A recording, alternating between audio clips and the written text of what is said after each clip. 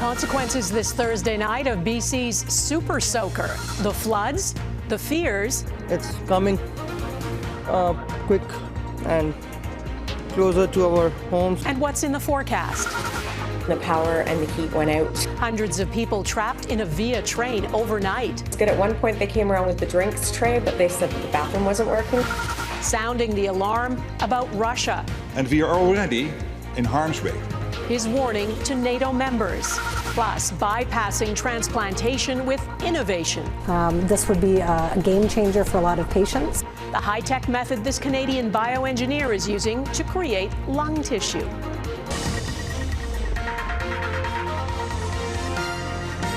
Global National with Donna Friesen. Good evening and thanks for joining us. We begin with breaking news from Ottawa. Just as the parliamentary session wrapped up for the holiday break, another Conservative MP has announced he is quitting the Tories and crossing the floor to join Prime Minister Mark Carney's Liberals. Michael Ma, an Ontario MP, put out a statement saying he entered public service to help people and focus on solutions, not on division.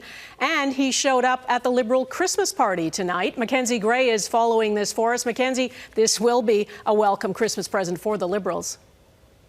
It certainly will be, Donna. I don't know if Mark Carney wrote to Santa this year, but if he did, the only thing he'd want is a majority government, and he is now one seat away from making that happen after Markham Unionville MP Michael Ma has crossed the floor from the Conservatives to the Liberals. And as you mentioned, they brought him out at their Christmas party tonight. Take a listen.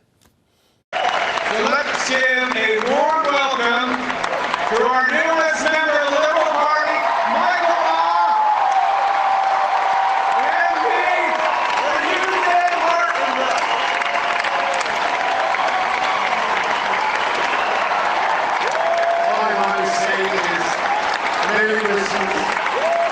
Happy holidays and a great 2026 coming to all of you.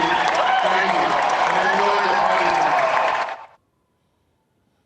Now, Ma might be with the Liberals tonight, Donna, but he was dancing and taking photos with Pierre Poilievre last night at the Conservative Caucus Christmas party, showing how tight the secret was that Ma was crossing the floor. There were no rumors on the Hill this time, unlike when Chris D'Entremont crossed the floor in early November. But it seems like Carney never gave up on trying to get the majority he really wants without having to go to the polls.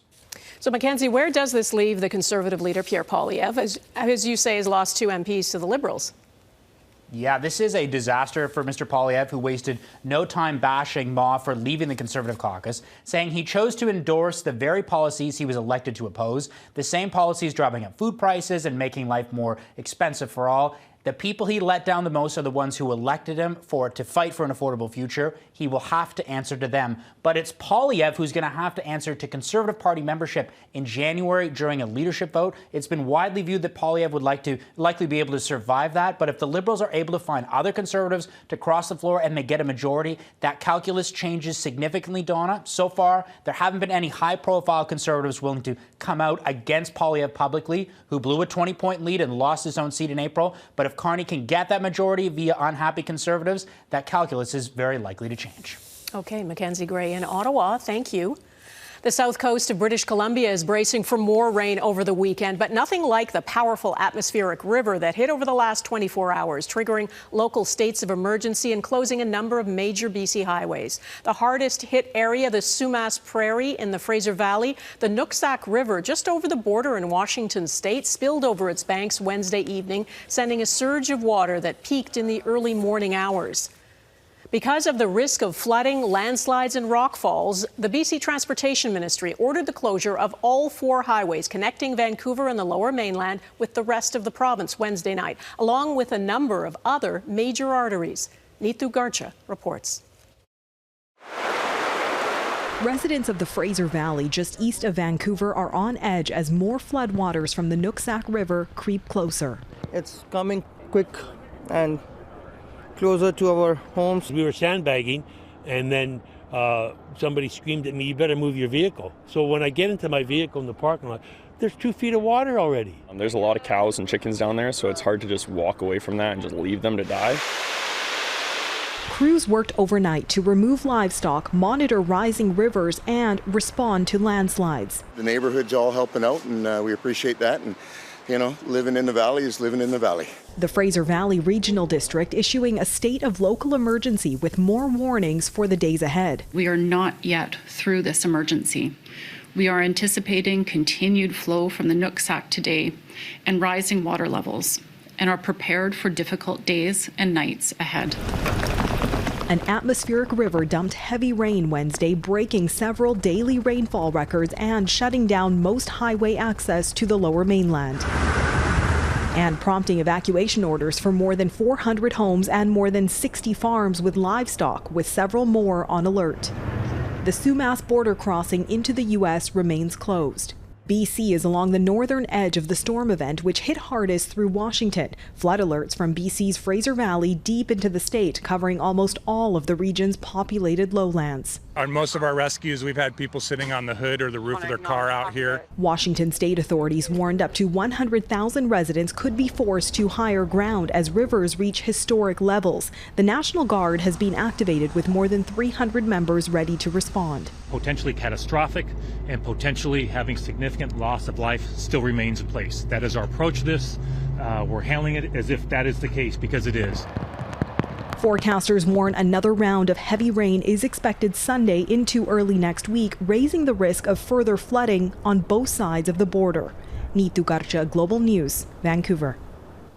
It was a long, cold and frustrating night for passengers on 3 Via Rail trains in eastern Ontario. They were left stranded for up to 12 hours. As Sean O'Shea explains, a mechanical breakdown on one train ended up blocking the tracks for 2 other trains overnight. It was a much longer train trip from Toronto to Ottawa than passengers had expected. 16 hours. A Wednesday ride that included an unexpected 12-hour delay in Brockville after a breakdown on one Via train ended up affecting 2 more. It was just frustrating not to have information and know where we were going to go. A Toronto-bound train from Montreal experienced mechanical failure in Brockville. Carol McIntyre was on that train. For a while we had power, and then the power and the heat went out. I was always expecting it's going to be resolved at any moment. Via Rail said replacement buses weren't available. Passengers on the stranded train were shifted to other trains that were used to rescue those aboard the disabled one. Those trains were also then delayed by several hours.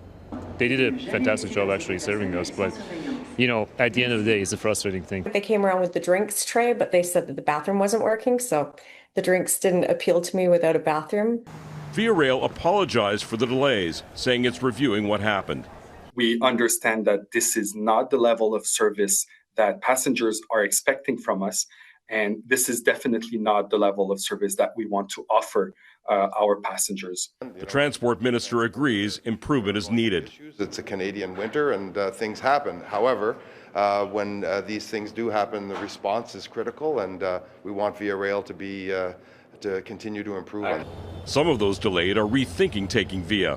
If this reliability is a chronic problem, it will definitely make me think again. I'm here for kind of a volunteer type work function for the 2 days. Unfortunately, I missed most of it.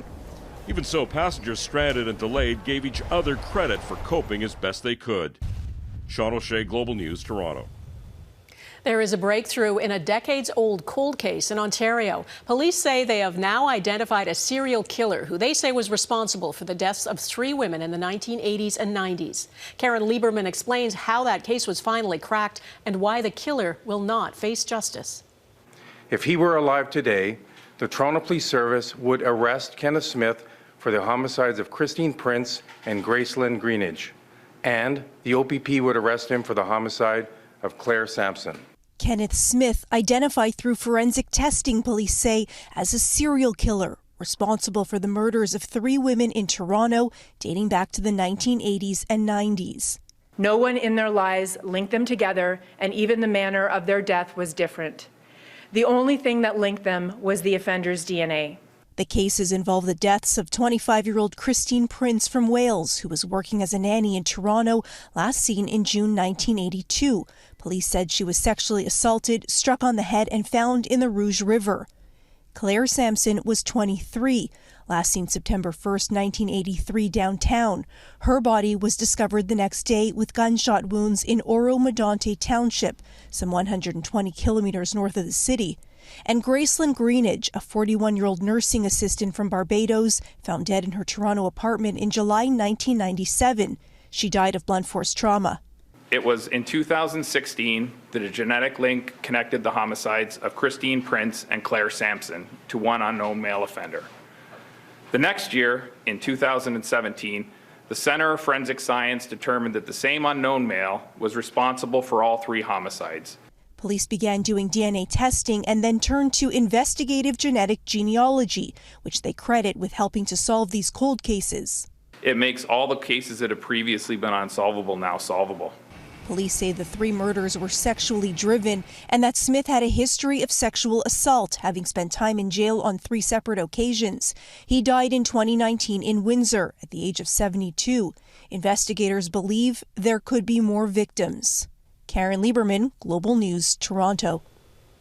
The Trump administration is not easing off on the pressure on Venezuela. New sanctions were announced today, targeting relatives of President Nicolas Maduro and at least 6 oil tankers linked to the country's crude exports. And there could be more seizures of oil tankers, like the one this week. The U.S. claims it was transporting sanctioned oil from Venezuela.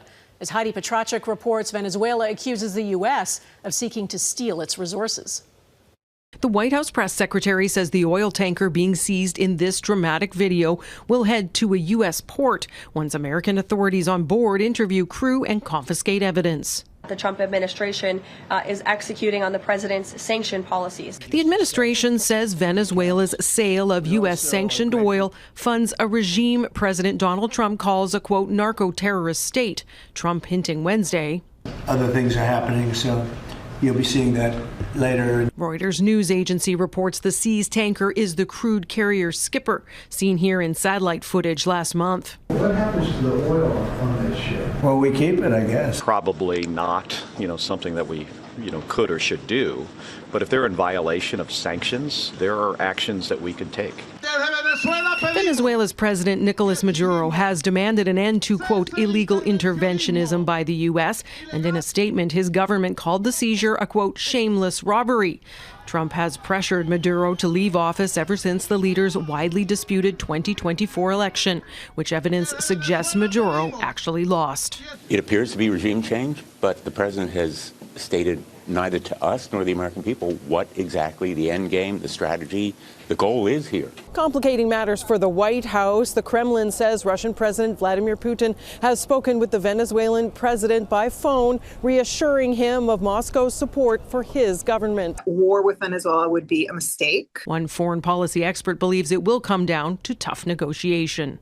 Whether that's a negotiation for Maduro to exit, negotiation for a transition to democracy, to de-escalate the current heightened tension between the U.S. and Venezuela. When asked if more vessels would be seized or other actions against Venezuela taken, the Trump administration wouldn't elaborate. Heidi Petracek, Global News, Washington. Venezuela's opposition leader, who just received the Nobel Peace Prize, says she supports the seizure of that oil tanker, calling it a necessary step to confront Maduro's regime. Maria Corina Machado has been living in hiding for nearly a year.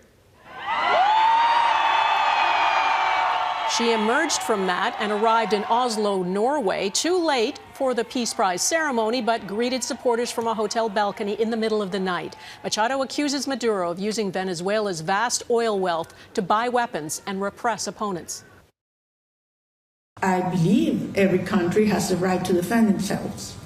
In our case, I believe that President Trump's actions have been decisive to reach the point where we are right now, in which the regime is weaker than ever. Machado says she escaped Venezuela by boat with the help of the U.S. government and then flew on a private plane to Norway. She was barred from running in last year's presidential elections, but vows to return to Venezuela, knowing she could be arrested. Canadians don't have long to get their slice of a $500 million class action lawsuit settlement over an industry-wide scheme to fix the price of bread. The deadline to submit a claim is tomorrow. Any Canadian resident who purchased packaged bread products between 2001 and 2021 is eligible. It's uncertain how much each claimant will get, but it could be around $50. The suit alleges major grocers like Loblaw coordinated in a decades-long scheme to fix bread prices, forcing Canadians to pay more. The settlement was approved by the Quebec and Ontario Superior Courts earlier this year. An ominous warning from the head of NATO. We must be prepared for the scale of war our grandparents and great-grandparents endured. Coming up, what he says about Russia's readiness to attack Europe.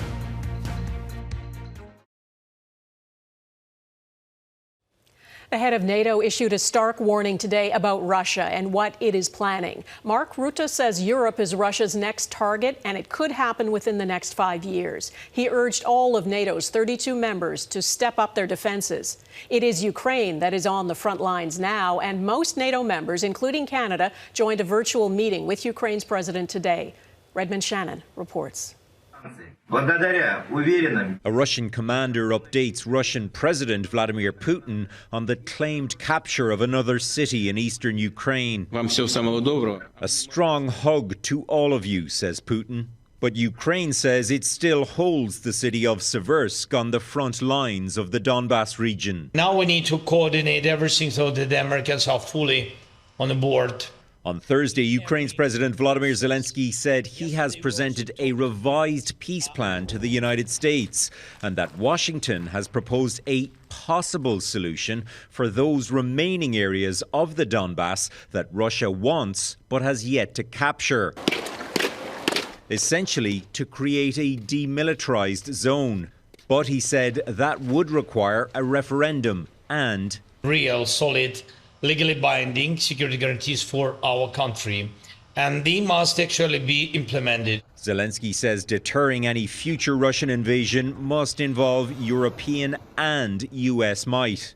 Ukraine's president met with senior Washington officials Thursday and with the more than 30 allied nations from the so-called Coalition of the Willing, Canada represented by Foreign Affairs Minister Anita Anand.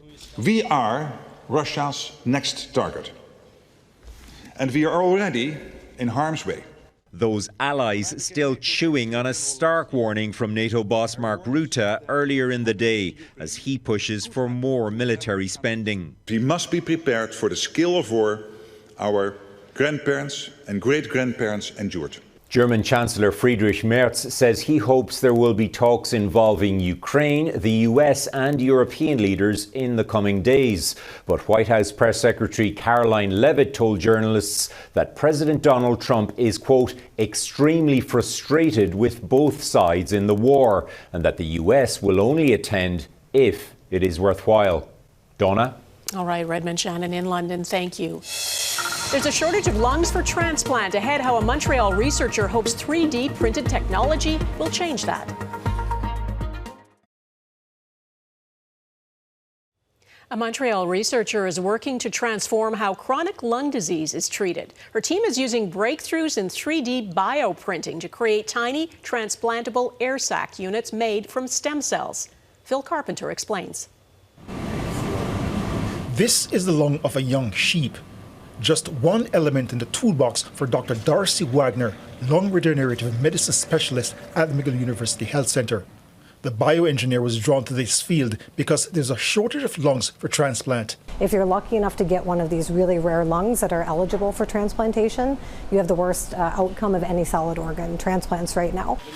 With 7,000 transplants happening worldwide when millions of patients are waiting, there's a huge need for innovation, she explains. It's why her most recent development is turning heads, creating lung tissue with a 3D printer. We have sort of the cells in this liquid state of a polymer, so a type of a specific type of plastic that's compatible with the body, and then it gels afterwards by a chemical trigger. This is what her 3D bioprints look like. Wagner says they haven't seen any signs of rejection in mice. The materials that we designed actually promote new blood vessels to grow in from the patient themselves that you've transplanted into. 3D bioprinting isn't new, but this is the first time it's been done with materials made specifically for the lung. Creating tissue to bypass damaged ones can help eliminate the need for a lung transplant, says Wagner. For example, in lung or airway cancers where a tumor invades one area. The rest of the lung is completely normal. So if we can just reconstruct that part, this would be a game changer for a lot of patients. Officials at the MUHC believe this new procedure helps push forward the concept of personalized medicine. Specific therapies for specific people based on their biology, based on their background. The challenge, says Dr. Alan Forster, MUHC Head of Innovations, how to pay for it. One suggestion? I feel that there's probably some need to reform insurance practices, how we support the social good. On the research side, he argues more partnership is needed to support innovation breakthroughs. Phil Carpenter, Global News, Montreal. Next, wait till you see how this parachutist made it to solid ground safely.